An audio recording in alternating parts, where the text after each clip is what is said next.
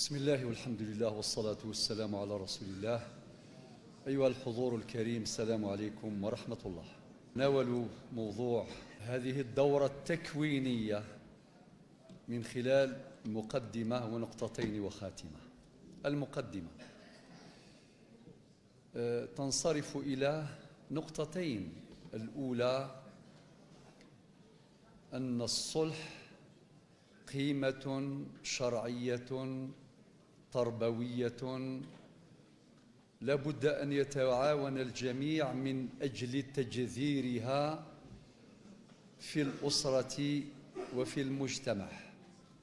النقطة الثانية، أفرز واقعنا المعاصر العديد من الأزمات والمشكلات والقضايا والنوازل التي تحتاج إلى من يتصدى لها بعلم وفاعلية. النقطة الأولى، أصول الصلح. ألف، الأصول الشرعية معروفة لديكم جميعا. أحيلكم إلى بعض النصوص، منها الآية الأولى من سورة الأنفال: فاتقوا الله وأصلحوا ذات بينكم. وسورة الحجرات كما سمعنا للشيخ القارئ قرأ الآية 10 وما بعدها من سورة الحجرات. وفي سورة النساء نقرأ العديد من الآيات. الآية 35: إن يريد إصلاحا يوفق الله بينهما. الآية 65: فلا وربك لا يؤمنون حتى يحكموك فيما شجر بينهم ثم لا يجدوا في أنفسهم حرجا مما قضيت ويسلموا تسليما. الآية 114، الآية 128 وغيرها من الآيات.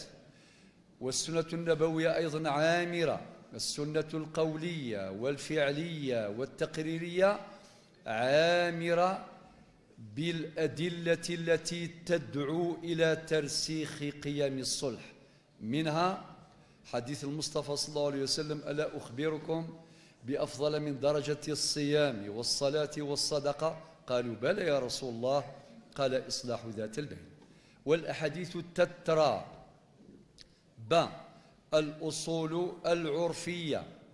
الجميع يعلم بأن مجتمعنا يحمل تراثا زاخرا، تراثا ثقافيا فكريا زاخرا حاملا لقيم الصلح، ونحن مطالبون بإحياء هذه القيم المبثوثة في عمق المجتمع، وهذا يحتاج إلى جهد واجتهاد مستمرين. وقد تمثل المجتمع الجزائري قيم الصلح في شكل هيئات صلح عرفية نجدها في المساجد والزوايا والقرى والمدن والأحياء المختلفة. الأصول القانونية. منظومتنا القانونية أيضا عامرة بالنصوص القانونية التي تنسجم مع أحكام الشريعة الإسلامية من جهة، وتتناغم مع قيم الصلح في المجتمع. أذكر على سبيل المثال القانون رقم 75/58 المعدل والمتمم، بدءا من المادة 53 إلى غاية المادة 673. هذه المواد نجزئها إلى قسمين. القسم الأول يتمثل في التدابير الوقائية، أما القسم الثاني يتمثل في الإجراءات العلاجية عند وقوع النزاع. ونقرأ أيضا في قانون 75/59 المعدل والمتمم، بدءا من المادة 317 إلى غاية المادة 341.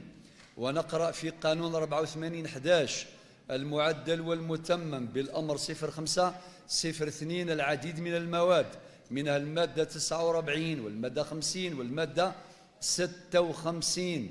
وكذلك في قانون 0809 من المادة 990 وما بعدها تبنى المشرع الجزائري الصلح بهذا العنوان، والمادة 994 وما بعدها تبنى طريقا بديلا لإنهاء المنازعات يتمثل ذلك في الوساطة القضائية التي يجب على القاضي أن يعرضها على الخصوم بجدية كما ورد في نص المادة 994.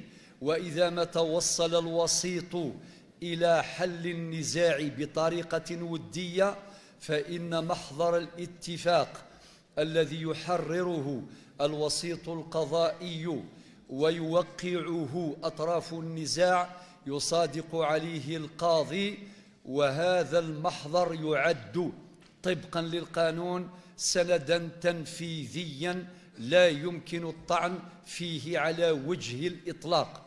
ثم نقرأ في القانون نفسه في المادة 1006 إلى غاية المادة 1038 ما يتعلق بالتحكيم على المستوى الوطني الداخلي، ومن المادة 1039 إلى غاية المادة 1061 ما يتعلق بالتحكيم الخارجي. ونقرأ كذلك في قانون 9002 المعدل والمتمم المادة 6 إلى غاية المادة 9، من المادة 6 إلى 9 نص المشرع الجزائري على المصالحة، ثم المادة 10 11 12 نص على الوساطة. إذن منظومتنا القانونية زاخرة أيضا بقيم الصلح.